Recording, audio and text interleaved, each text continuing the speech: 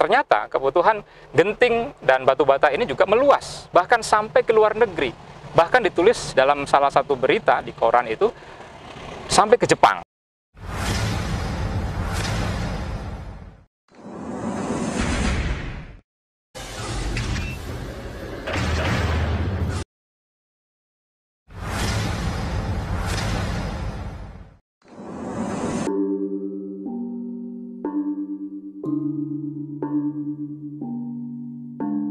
Perjalanan tim Lentera Senja masih terus mencoba mengungkap jejak-jejak sejarah yang pernah tertulis di bumi Kabumian.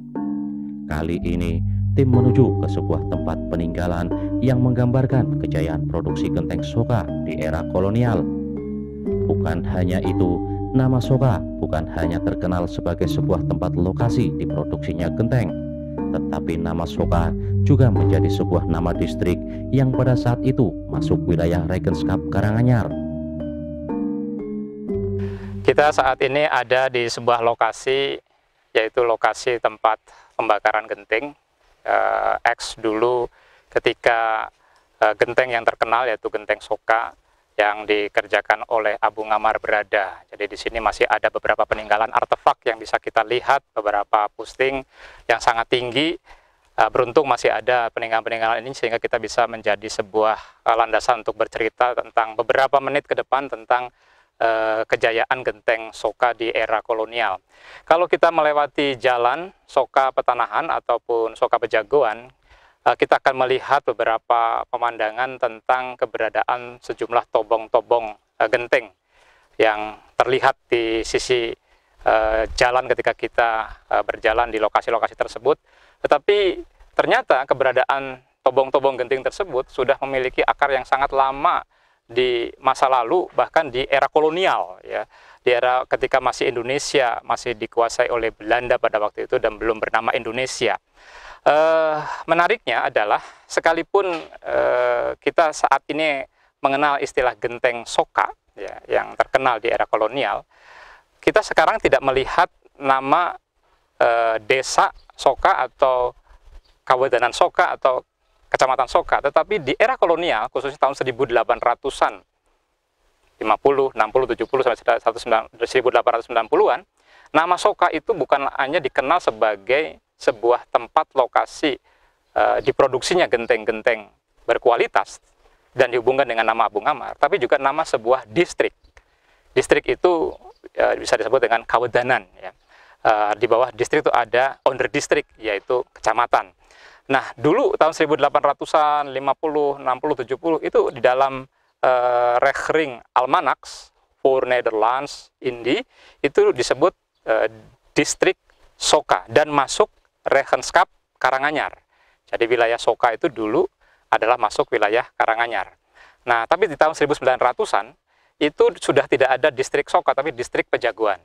Hanya anehnya di dalam koran-koran kolonial itu, baik bentuk iklan atau berita, ketika menyebut Soka itu masih disebut sebagai distrik, walaupun korannya sudah koran tahun 1920-an, 1930-an. Padahal kalau melihat daftar Rekening Almanak itu tidak ada distrik Soka, tapi adanya distrik Pejagoan.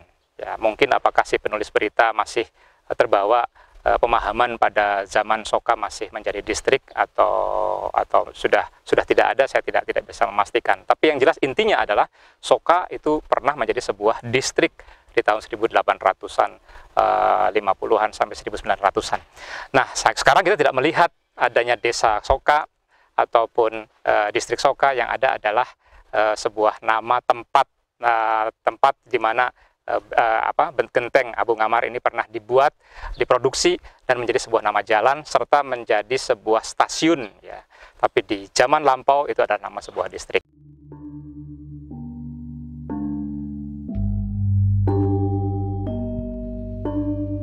Berbicara tentang genteng Soka tidak pernah lepas dari nama seorang tokoh Haji Abu Ngammar. Berdasarkan penggalan berita yang ditulis oleh Batavias Nieuwsblad pada tanggal 30 Oktober tahun 1915, dikatakan bahwa genteng Abu Ngammar bukan hanya untuk memasok kebutuhan pribadi, akan tetapi juga kebutuhan di beberapa wilayah tertentu untuk menangani wabah pes yang melanda pada waktu itu.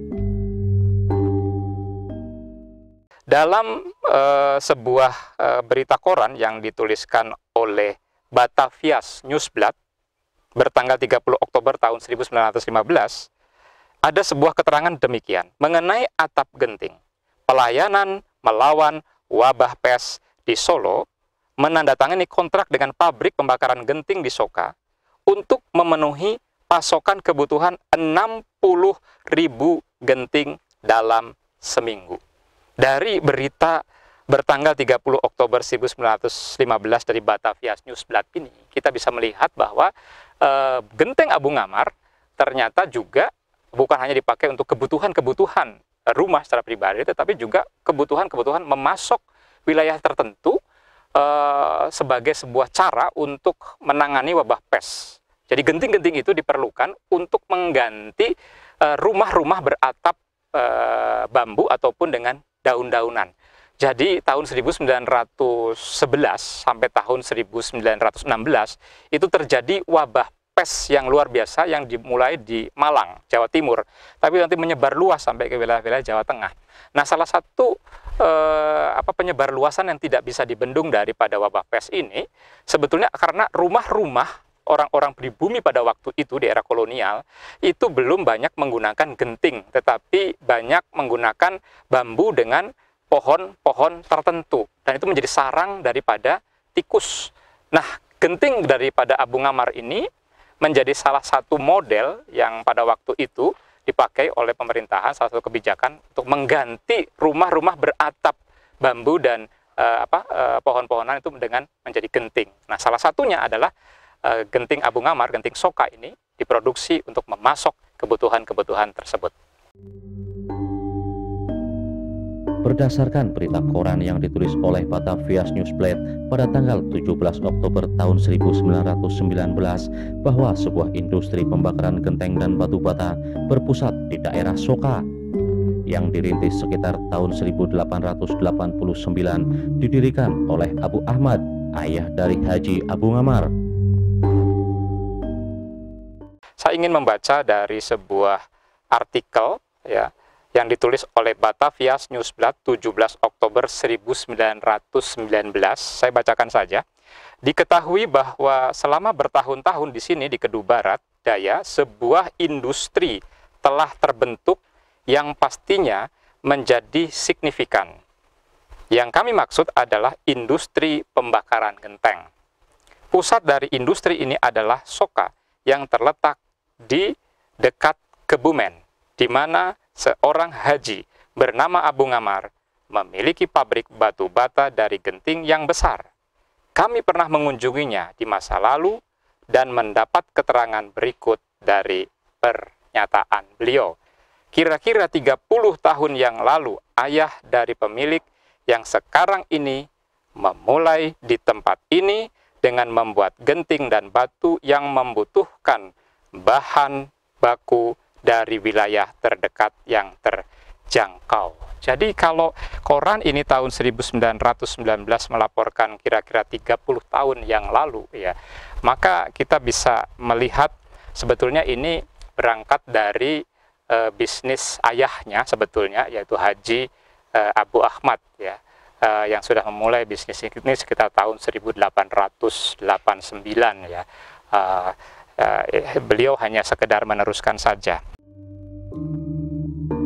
Berdasarkan koran Head News 17 Februari 1920, bisnis Abu Ahmad diteruskan oleh Haji Abu Ngammar sekitar tahun 1906, dan dari usaha genteng tersebut mampu merekrut sebanyak 1.600 karyawan. Ada juga berita dari koran Head News 17 Februari 1920. Saya baca saja. Di sana ada Haji Abu Ngammar yang memiliki tempat pembakaran besar yang dimulai dengan sederhana oleh ayahnya sekitar 30 tahun yang lalu. Sekitar 14 tahun yang lalu ketika dia mewarisi bisnis dari ayahnya, Haji Abu Ngammar menunjukkan ekspansi penting karena jumlah pesanan terus meningkat dan masih ada cukup pasokan bahan baku dari lingkungan sekitar.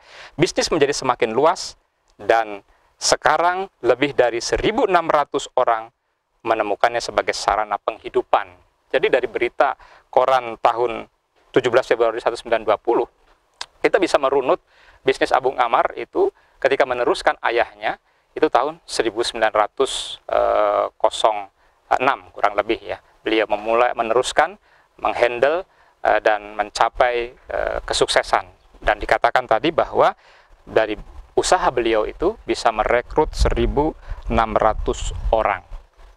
Berarti pekerja-pekerja di sekitar Soka ini dulu mendapatkan penghidupan dari hasil pembakaran batu bata dan genting tersebut ya. Nah, masih ada satu berita lagi yang saya ingin kutip, ini dari The Locomotive 13 Februari 1930. Pembuatan batu dan genting di Soka dan Kebumen berasal dari masa Stadspoor untuk meletakkan jalannya di kedua tempat. Ketika saya bertanya kepada orang tetua di desa bagaimana mereka bisa membuat genting, mereka memberitahu saya beberapa hal sebagai berikut. Ketika kereta api Jogja dan Bandung dibangun, seorang tuan datang ke desa Soka dan membangun rumah yang sekarang masih ada di sana. Jadi kalau saya simpulkan dari 3 kutipan artikel tersebut, maka kita dapat ringkaskan bahwa bisnis ini dimulai ketika ayah Abu Amar yang bernama Abu Ahmad waktu memenuhi pesanan ketika terjadi proyek pembuatan jalur kereta api dari Jogja ke Cilacap juga ke Bandung sekitar tahun 1887, 1889, dan nanti ketika ada pembangunan stasiun tentunya itu akan sangat diperlukan untuk membangun stasiun, dan ketika 1906 diteruskan oleh Abu Amar maka bisnis itu terus berlanjut, dan kita akan melihat banyak sekali iklan-iklan di koran-koran kolonial di mana genting Soka ini dipublikasikan, ditawarkan, dipesan oleh mereka yang membutuhkannya.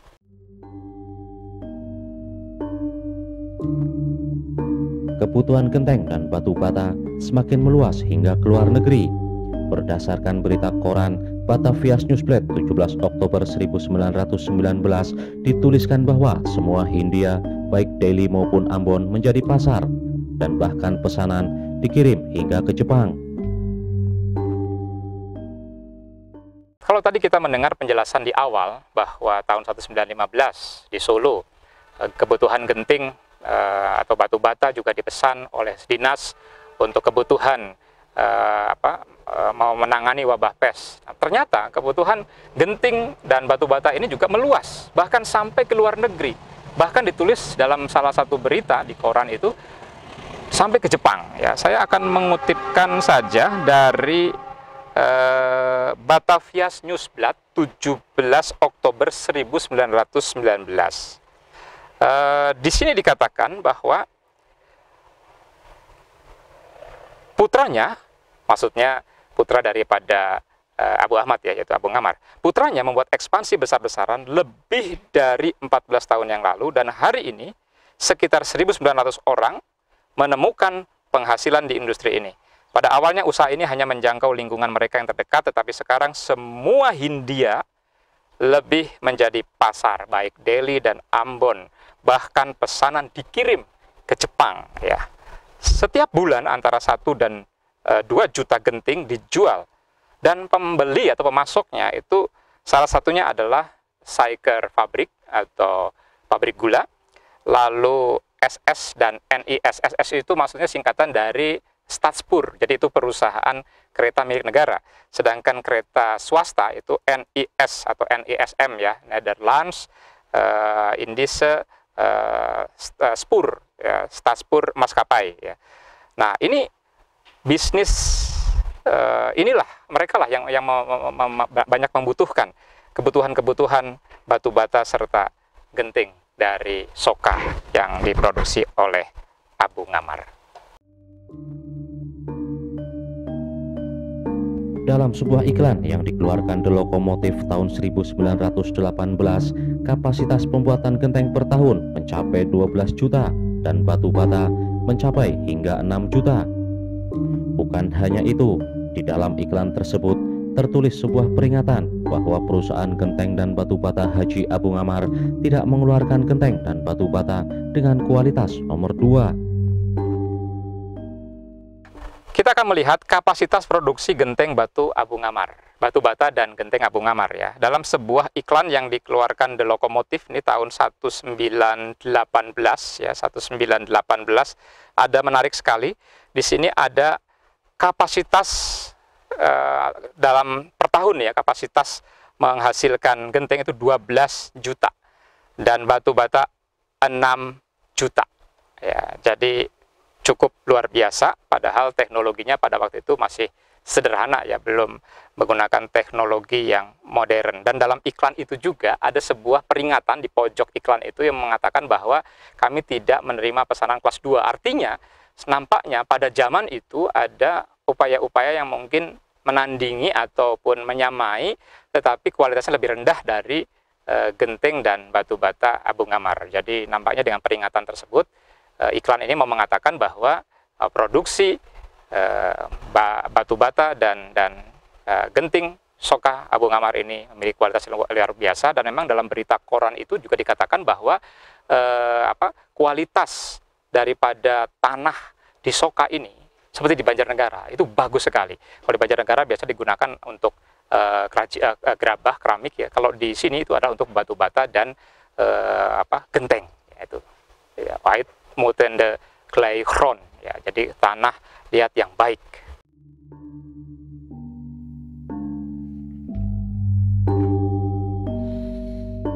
Keberadaan stasiun Soka sangat penting berkaitan dengan pabrik genteng dan batu bata Haji Abu Ngammar saat itu. Pada tahun 1850, sejumlah kereta dan stasiun mulai didirikan di beberapa wilayah di Jawa. Di antaranya adalah perusahaan kereta api swasta pada tahun 1887. Kemudian pada tahun 1879 sampai 1888 muncul perusahaan kereta api milik negara. Berdasarkan berita Head News tanggal 17 Februari 1920 dapat disimpulkan bahwa peran stasiun Soka bukan hanya perlintasan komoditi yang diekspor, akan tetapi juga menjadi transit pengiriman batu bata dan genteng Haji Abu Ngammar. Perlu diketahui bahwa sebelum kita melihat bagaimana peran halte Soka, ini namanya dulu disebutnya halte Soka kalau dalam koran-koran era kolonial. Sebelum kita melihat peran halte Soka kaitannya dengan genteng Abu Ngammar ini, genteng Soka ini, kita akan melihat konteks jauh daripada keberadaan halte Soka ini. Jadi dulu di zaman era tanam paksa, ketika atau kultur stelser, ketika pengangkutan hasil-hasil bumi seperti indigo, kopi, teh dari pedalaman itu hendak dikirim ke Cilacap, dulu masih menggunakan kendaraan-kendaraan yang sangat sekali menyusahkan ya, baik itu gerobak, cikar dan sebagainya. Tapi ketika muncul yaitu kendaraan modern yang disebut dengan kereta api ya, di tahun-tahun 1800-an 70-an, 1850-an, maka sejumlah kereta, sejumlah rel, sejumlah stasiun nanti akan didirikan di beberapa wilayah di Jawa ini.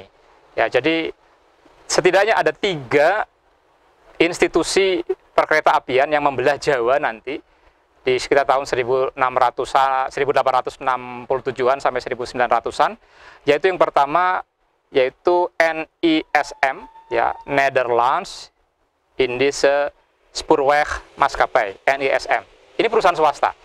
Tahun 1887 NISM ini membuka jalur di wilayah-wilayah seperti Semarang ke Jogja, yaitu NISM. Tapi nanti tahun 1879 sampai 1888 itu akan muncul perkereta apian negara yang diinisiasi oleh negara, bukan swasta. Kalau NISM dari swasta, maka untuk negara ini namanya SS atau Stadspoor ya, Stadspoor. Jadi disingkat SS ya, Stadspoor ini. Jadi ini perusahaan kereta api milik negara. Nah, ini yang membelah antara Yogyakarta sampai Cilacap, lalu dari Cilacap ke Pelabuhan Cilacap ya. Ini, nah termasuk halte Soka ini dulu adalah dilintasi dari jalur dari Jogja ke arah Cilacap, Cilacap ke arah Jogja. Jadi Ini di era tanam paksa, dan setelah tanam paksa itu masih hasil-hasil bumi tadi dipakai, dikirim untuk diekspor dengan menggunakan jalur kereta api. Perusahaan yang ketiga yaitu Serajudal Stumtram Maskapai atau disingkat SDS. Ini membelah wilayah Banyumas. Ya, Banyumas ke Cilacap, lalu nanti Banyumas ke arah Banjarnegara, Banyumas ke arah Wonosobo. Ya, nah kalau SDS ini mengangkut hasil bumi seperti gula, ya, karena di beberapa wilayah seperti di Klampok, Banjarnegara, lalu di Purwokerto, Kalibagor, itu ada perusahaan-perusahaan gula, Syker Fabrik, ya. Nah di situ mereka hasil bumi itu diangkut ke pelabuhan Cilacap untuk dikirim melalui kereta api. Jadi 3 perusahaan kereta api ini, ya. Jadi SS, NISM, dan SDS tadi yang membelah Jawa ini. Nah, kalau untuk Soka ini dulu adalah wilayah yang dilintasi oleh jalur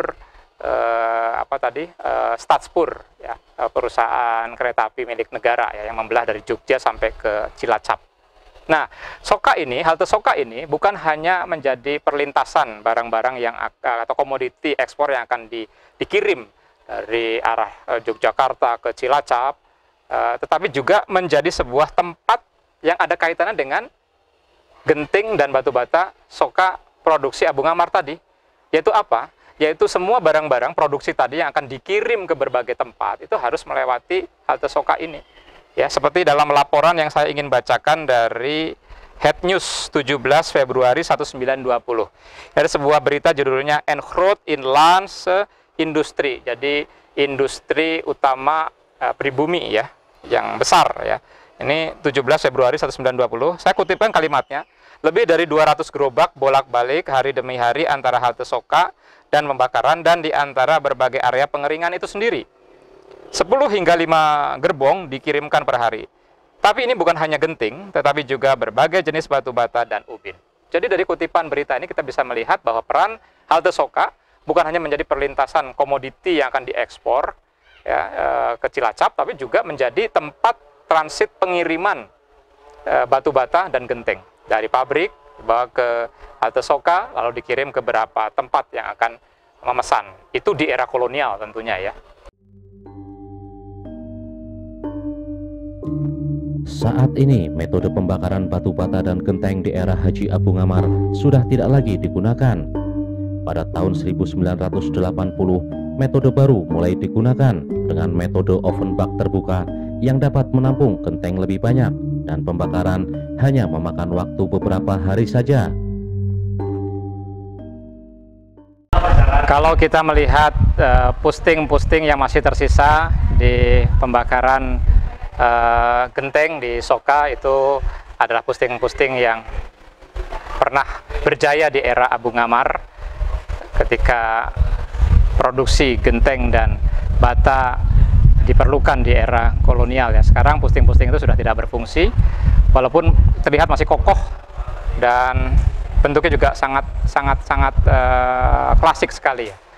Tapi bukan berarti produksi batu bata dan genteng hari ini berakhir. Tetap ada, hanya dengan metode yang baru, ya.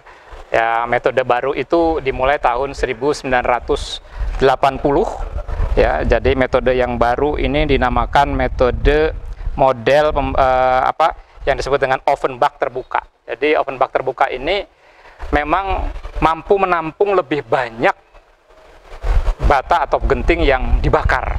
Jadi kalau yang posting-posting itu yang era Abu Ngammar bisa memuat 12.000 dan harus dibakar membutuhkan waktu bisa setengah bulan, sementara yang oven bak terbuka ini dengan jumlah 20.000, ini menurut pengakuan beberapa orang yang saya wawancarai, 20.000 bisa hanya udah butuh waktu beberapa hari, ya. Jadi memang lebih modern, lebih baru cara model pembakarannya, ya. Dan ini yang membedakan antara pada waktu itu dengan sekarang, ya.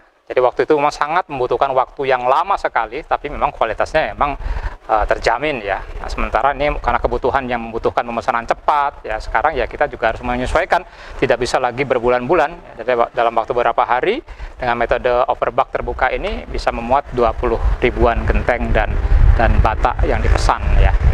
Nah, jadi inilah yang bisa kita lihat perkembangan batu bata dan genteng di masa kini, ya, berdampingan antara pusting-pusting lama dengan beberapa tobong baru yang dimulai tahun 1980-an sampai hari ini.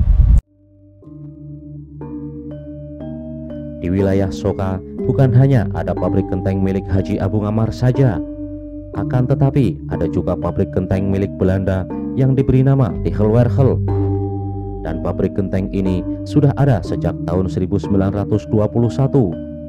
Dari sebuah koran The Lokomotif 13 Februari 1930 dikatakan bahwa Kabupaten Kebumen dan Karanganyar memiliki tanah yang sangat baik untuk pembuatan genteng. Dan menurut kesaksian warga, saat ini pabrik genteng Tichelwerkel menjadi sebuah bangunan sekolah SMP Negeri 1 Pejagoan. Baik, kita sekarang ini ada di lokasi lapangan SMP 1 Pejagoan. Seperti tadi saya sampaikan bahwa di era kolonial di Soka ada pabrik genteng Soka milik Abu Ngammar, dan kita tadi sudah menjelaskan peranannya sejak kapan dibangun industri tersebut, ya. Tapi ada satu juga pabrik genteng lain yang dikelola oleh orang Belanda. Kalau tadi orang pribumi Jawa yaitu Abu Ngammar, maka ada satu lagi pabrik genteng yang cukup ternama di wilayah Soka ini juga, tepatnya di Desa Kebulusan. Pada waktu itu disebutnya Desa Kebulusan, ya, sampai sekarang juga masih Kebulusan, yaitu pabrik genteng Tichelwerke. Nulisnya Tichelwerken, ya, Tichelwerke. Nah, keberadaan pabrik Tichelwerke ini sebetulnya sudah ada sejak tahun 1921. Jadi dalam sebuah media surat kabar berbahasa Belanda, bahwa bulan November tahun 1921, pabrik baru Tichelwerke yang ada di Palembang sebetulnya, ya, membuka cabangnya di Desa Kebulusan Soka ini pada waktu itu. Jadi lebih tua genteng Abu Ngammar sebetulnya, genteng Soka Abu Ngammar, ya, tinimbang Tichelwerke. Tetapi ini adalah dua pabrik yang sama-sama memproduksi genting, ya, batu bata juga, ya. Nah, saya ingin membacakan kutipan tentang Tichelwerke ini dari sebuah data koran juga, ya, dari The Lokomotif 13 Februari 1930. Di dalam The Lokomotif 13 Februari 1930 dalam judul berita Pane Industri atau industri pembuatan genting, dikatakan demikian: Kabupaten Kebumen dan Karanganyar memiliki tanah liat yang sangat baik. Uitmuntende kleigrond sebutnya, ya. Jadi tanah liat yang sangat baik untuk pembuatan genting. Dua pembuat genting besar berlokasi di Soka, yaitu pabrik Haji Abu Ngammar dan pabrik yang sangat modern, ya, ZR Moderne Fabrik dari NV Tichelwerke Palembang, yaitu dengan direkturnya Mr. W.D. Van Pelt. Sebetulnya bukan hanya Van Pelt, ya, sebelum tahun 1930 sudah ada beberapa nama juga yang terlacak, ya, tapi yang terkenal yang saya sampaikan ini adalah Van Pelt, ya. Itu dari berita koran 13 Februari 1930. Sementara satu berita lagi dari The Lokomotif, ya, koran yang sama, 7 Juli 1931. Ya, ini ada laporan tentang kunjungan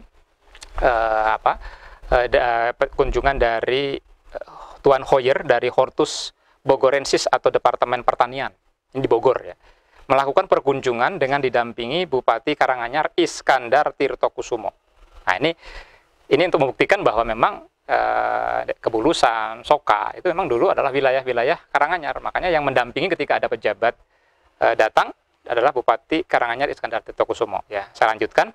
Dan disebutkan nama Desa Kebulusan sebagai lokasi NV Tichelwerke di dalam surat kabar tersebut. Ya, dikatakan pabrik Tichelwerke Kebumen milik Tuan Van Pelt dan berlokasi di desa kawasan Kebulusan ini pertama kali dikunjungi. Nah, jadi kita saat ini berdiri di lokasi X pabrik genting Tichelwerke. Ya. Tidak ada bekas-bekas artefak yang tersisa sama sekali, jadi memang sangat disayangkan.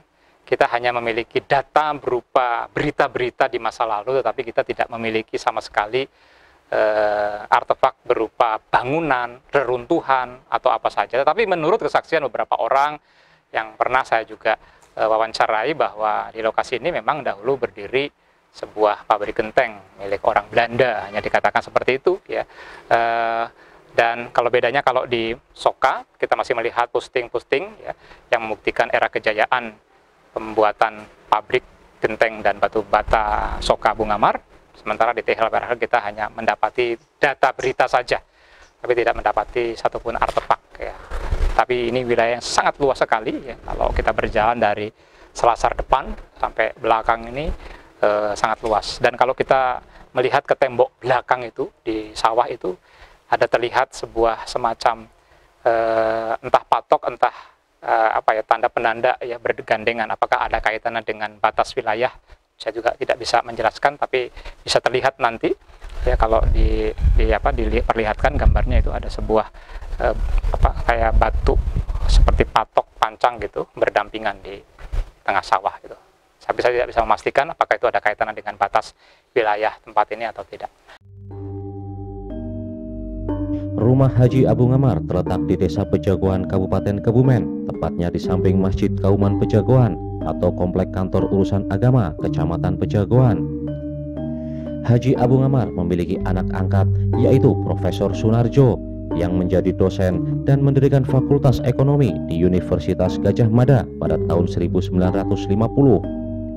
Selain itu juga mengajar di Sekolah Tinggi Islam yang sekarang terkenal menjadi Universitas Islam Indonesia atau UII, dan menjabat sebagai Menteri Keuangan di Kabinet Juanda di era Presiden Soekarno pada tahun 1957 hingga 1958. Kita saat ini berada di rumah kediaman almarhum Abu Ngamar. Jika melihat penampakan rumahnya sangat klasik sekali. Jadi kita sudah tadi berjalan-jalan mengetahui Tobong Soka, Tobong Genteng Soka, dan tempat kerja bisnis di mana batu bata dan genteng diproduksi. Dan kita juga tadi sudah mengunjungi Tehelwerke yang menjadi SMP 1 Pejagoan. Dan saat ini kita berada di rumah kediaman Abu Ngamar. Di tempat ini juga ada sedikit hal yang perlu kita ceritakan juga, yaitu bahwa Bapak Abu Ngamar itu memiliki putra bernama Sunarjo, dilahirkan tahun 1916. Kalau menurut pengakuan Pak Sunarjo ini dalam buku memoir keluarga yang berjudul Lurus Tulus, ya beliau sebetulnya putra daripada kakak Abu Ngamar, yaitu Bapak Abu Ngusman ya. Tapi sejak kecil memang bersama dengan Abu Ngamar dan menjadi anak daripada Abu Ngamar. Jadi masih punya pertalian darah keluarga. Nah, yang menarik adalah bahwa Bapak Sunarjo ini, beliau bergelar Profesor Sunarjo sebetulnya. Ini sebetulnya adalah tokoh yang penting yang harus kita ketahui sebagai bagian dari warga masyarakat Kebumen. Jadi beliau dulu lulusan HIS juga di Kebumen, ELS Kebumen, dan sempat di Jogja juga di Mulo, dan sekolah sampai ke luar negeri. Ya, di tahun 1938 beliau ini lulusan Netherlands Economische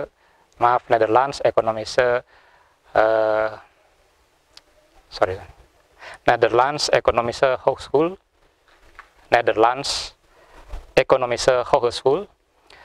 Dan ketika setelah menempuh sekolah di luar negeri beberapa tahun kemudian, dia mengajar di beberapa sekolah, dan pada tahun 1957 sampai 1958 beliau terpilih menjadi Menteri Keuangan di Kabinet Juanda atau Zaken Kabinet ya. Ini memang kabinet yang tidak lama ya, di era Soekarno dulu, dan beliau menjabat sebagai Menteri Keuangan karena beliau tadi lulusan Netherlands Economische Hogeschool ya.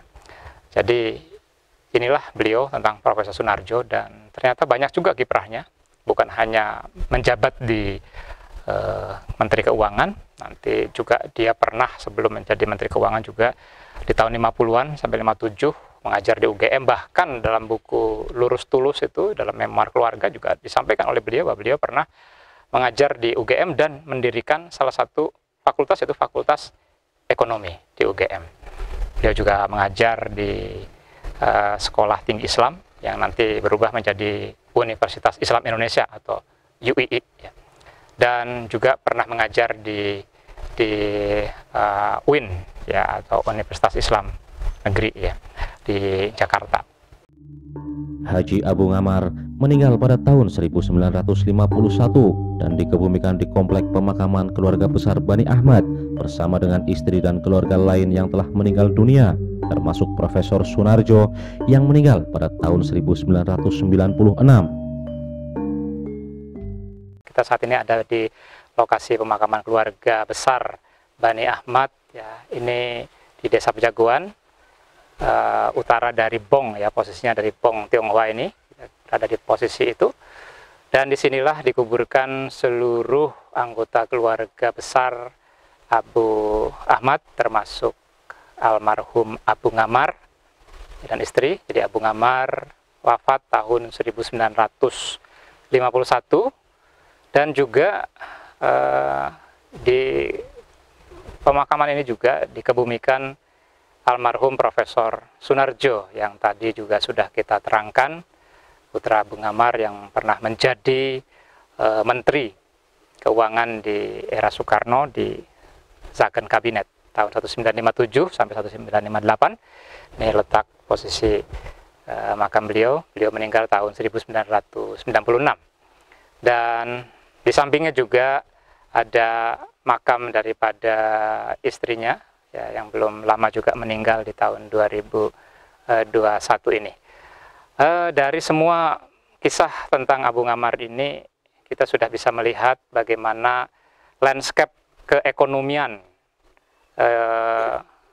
Karanganyar dan juga Kebumen di era kolonial, khususnya tahun 1920, 1930, ya, di mana ada pusat-pusat industri yang menyerap tenaga kerja penduduk pribumi juga, dan juga berkontribusi bagi rumah-rumah yang memerlukan genting, khususnya ketika wabah pes melanda, dan itu ada di Soka yang disebut Ait Mutende Kleiron atau tanah liat yang bagus, ya.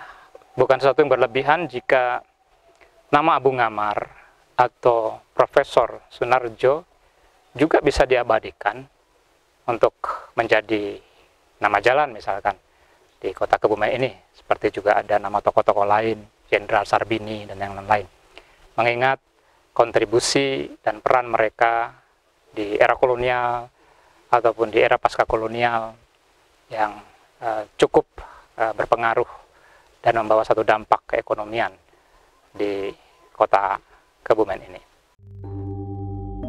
Demikian sekilas jejak kejayaan Genteng Soka Haji Abu Ngamar yang saat ini masuk wilayah Kecamatan Pejagoan. Nantikan kisah-kisah selanjutnya masih di Lentera Senja.